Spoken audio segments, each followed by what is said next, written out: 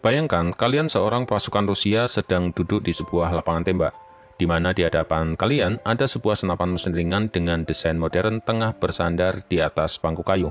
Ini bukan AK-74, bukan pula senapan RPK-74M yang sudah begitu dikenal.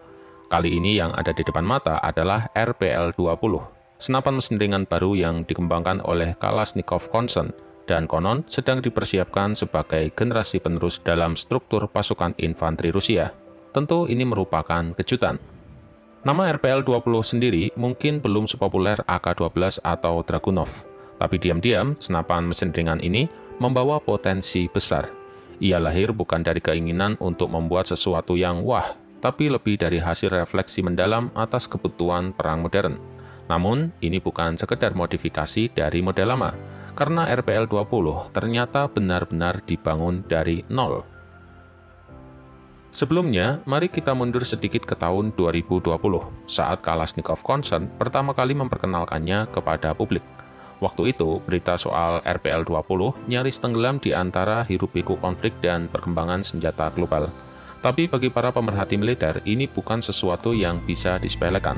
Karena Rusia, negara yang selama puluhan tahun begitu setia pada sistem Kalashnikov klasik, akhirnya mencoba sesuatu yang berbeda. Dan ya, berbeda itu bukan cuma soal penampilan saja.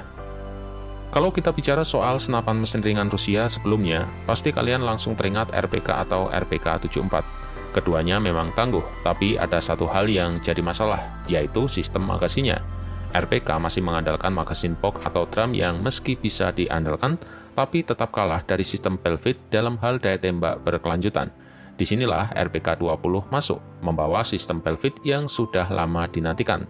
Belfit sendiri artinya adalah peluru yang diumpan menggunakan sabu amunisi. Hasilnya tentu ada lebih banyak peluru, lebih sedikit waktu isi ulang, dan di medan perang hal itu bisa jadi perbedaan antara hidup dan mati. Tapi tunggu dulu, jangan buru-buru menyimpulkan RPL-20 hanya unggul di sisi beltnya. Karena kalau dilihat lebih dekat, senapan ini ternyata menawarkan lebih dari sekedar kapasitas tembak. Ia dirancang untuk modularitas, ergonomi, dan adaptasi cepat di berbagai kondisi tempur.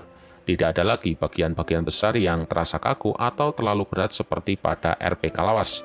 Ia terasa ringan atau setidaknya jauh lebih nyaman dipanggul dan digunakan. Sekarang bayangkan kalian adalah seorang prajurit muda yang baru saja ditugaskan membawa RPL-20. Rasanya pasti aneh karena terbiasa dengan AK atau RPK. Lalu tiba-tiba diberi senapan mesin ringan dengan bentuk yang jauh lebih ramping tapi tetap terlihat serius. RPL-20 memang terlihat modern dengan rel sistem di atas dan di bawah laras untuk berbagai aksesoris seperti skop, laser, atau bahkan peluncur granat kecil.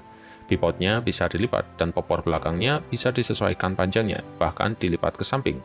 Untuk prajurit yang sering menyusup di bangunan, ruang sempit, atau kendaraan lapis baja, tentu ini sangat membantu. Sekarang mari kita sedikit bicara tentang spesifikasinya. RPL-20 menggunakan peluru kaliber 5,45 x 39 mm, sama dengan AK-74 dan AK-12. Jadi secara logistik ini menguntungkan karena tidak perlu pengadaan amunisi baru. Tapi yang membedakan tentu adalah sistem beltnya. Belt peluru RPL-20 ini fleksibel dan bisa dilepas pasang dengan mudah, yang memungkinkan prajurit untuk mengisi ulang dengan cepat. Sementara kecepatan tembaknya adalah 600 peluru per menit. Tidak terlalu cepat, tapi juga tidak bisa dibilang terlalu lambat. Panjang senapan ini adalah sekitar 1 meter lebih sedikit, tergantung konfigurasi popor dan laras. Beratnya sekitar 5,5 hingga 6 kg tanpa amunisi. Terdengar berat memang, tapi dengan senapan mesin ringan dengan sistem Belfit, ini masih dalam kategori wajar, bahkan cenderung ringan jika dibandingkan dengan senapan sekelas M249 milik Amerika yang beratnya bisa lebih dari 7 kg. Larasnya yang cukup panjang juga menjamin akurasi tembakan, tapi tidak sampai mengorbankan mobilitas. Dan ya, popornya bisa dilipat dan disesuaikan, fitur yang sangat dihargai dalam pertempuran urban atau saat harus bergerak cepat di kendaraan. Laras RPL-20 juga memiliki desain quick change barrel, artinya bisa dilepas dan diganti dengan cepat. Tentu ini adalah fitur yang penting, karena ketika ditembakkan terus-menerus, laras senapan akan bisa sangat panas. Di RPK, larasnya tidak bisa dilepas, jadi jika terlalu panas, kalian harus berhenti menggunakannya. Tapi di RPL-20 tidak perlu panik, laras panas itu bisa diganti dengan cepat dan bisa melanjutkan tembakan kembali. Ini adalah satu lompatan besar dari generasi senapan mesin ringan sebelumnya di Rusia. Satu hal menarik lainnya adalah RPL-20 dirancang bukan untuk satu operator. Dalam struktur pasukan modern Rusia, senapan ini akan dioperasikan dalam sistem tim. Ada penembak utama dan satu orang pengisi ulang. Ini mengingatkan kita pada sistem senapan mesin ringan era Perang Dunia Kedua. Tapi dengan teknologi masa kini, semuanya menjadi jauh lebih efisien. Lalu, kenapa Rusia tiba-tiba mengembangkan RPL-20? Bukankah RPK masih digunakan? Jawabannya terletak pada perubahan pola perang. Konflik modern seperti yang kita lihat di Ukraina atau Suriah menunjukkan jika infanteri kini membutuhkan daya tembak lebih konsisten, lebih presisi, dan kemampuan bertahan dalam kontak tembak panjang. RPK meski masih hebat, tapi tidak cukup untuk memberikan keunggulan itu. Maka dari itu, RPL-20 dengan sistem belt-nya mengisi kekosongan tersebut.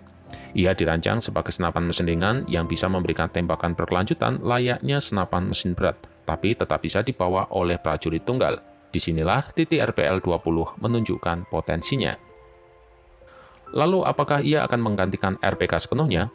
Mungkin belum untuk sekarang, tapi arah ke sana sudah terlihat jelas. Militer Rusia sedang mencoba beberapa prototipe dan terus menguji di berbagai kondisi, baik dari gurun kering sampai salju tebal. Dan yang menarik, meski senapan ini belum resmi masuk layanan massal, Kalashnikov sudah mulai mempromosikannya ke pasar internasional. Apakah ini artinya mereka yakin dengan produknya? Tentu ini sangat mungkin, tapi bisa juga ini sebagai strategi untuk menilai minat pasar sebelum memproduksi dalam jumlah besar. Sekarang mari kita berpikir sejenak, apa artinya semua ini untuk dunia persenjataan senapan mesin ringan? Jika sukses, RPL-20 akan menandai perubahan penting dalam filosofi senapan mesin ringan Rusia, dari sistem magasin ke sistem belt, dari desain konservatif ke modularitas penuh. Dan jika Rusia, negara dengan sejarah panjang senjata andalan infanteri, berani melangkah sejauh itu, bisa jadi negara-negara lain juga akan mengikutinya. Tapi mungkin kalian berpikir, bukankah Amerika dan NATO sudah lama mempunyai senapan seperti M249 atau FN Minimi? Memang benar, tapi yang membuat RPL-20 menonjol adalah kesederhanaannya. Ia tidak terlalu berat, tidak rumit, tapi tetap memberi daya tembak besar. Dalam banyak hal, ini bisa jadi penantang serius di pasar senjata global. Dan jika dilihat dari tren konflik di abad 21, kita tahu jika peperangan tak lagi selalu antara dua pasukan besar di medan terbuka, tapi lebih sering dalam bentuk perang gerilya, operasi cepat, atau pertempuran dalam kota. Dan disitulah RPL-20 bisa bersinar. Bayangkan kalian dalam sebuah regu tempur kecil, 3 orang di depan, 2 di belakang, dan kalian di tengah membawa RPL-20. Kalian bukan sekedar penembak, kalian adalah penyeimbang yang bisa membuka jalan saat musuh menekan. Dengan bel berisi 100 peluru, kalian bisa menahan musuh selama beberapa menit, waktu yang cukup bagi rekan kalian untuk bergerak. Ini bukan sekedar teori, ini adalah peran nyata yang ingin diisi oleh RPL-20. Dan untuk senjata buatan Kalashnikov, kalian bisa berharap jika ini akan terus disempurnakan. Kalashnikov Concert punya reputasi tak main-main soal uji coba dan penyempurnaan desain. Mereka tidak berburu-buru memasukkan senjata ke lini produksi massal sebelum benar-benar yakin. Bahkan AK-12 pun butuh beberapa tahun penyempurnaan sebelum diterima secara resmi. Hal serupa tampaknya juga akan terjadi pada RPL-20. Sebelum kita menutup cerita ini, mari kita bahas satu aspek yang jarang diperhatikan, yaitu filosofi desainnya. RPL-20 tidak hanya soal tembakan, ia adalah cerminan dari perubahan paradigma. Dulunya, Rusia percaya pada satu penembak, satu senjata.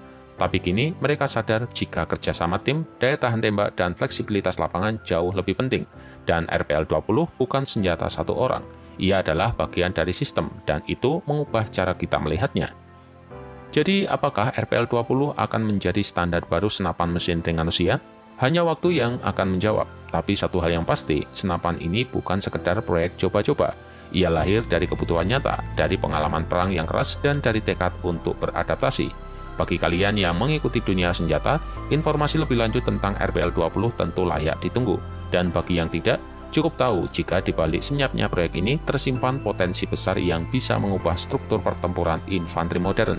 Dan mungkin suatu hari nanti, ketika kalian melihat siaran berita perang dari suatu belahan dunia, kalian akan mengenali bentuknya yang ramping dan agresif. Itulah RPL-20, senapan mesin ringan baru Rusia.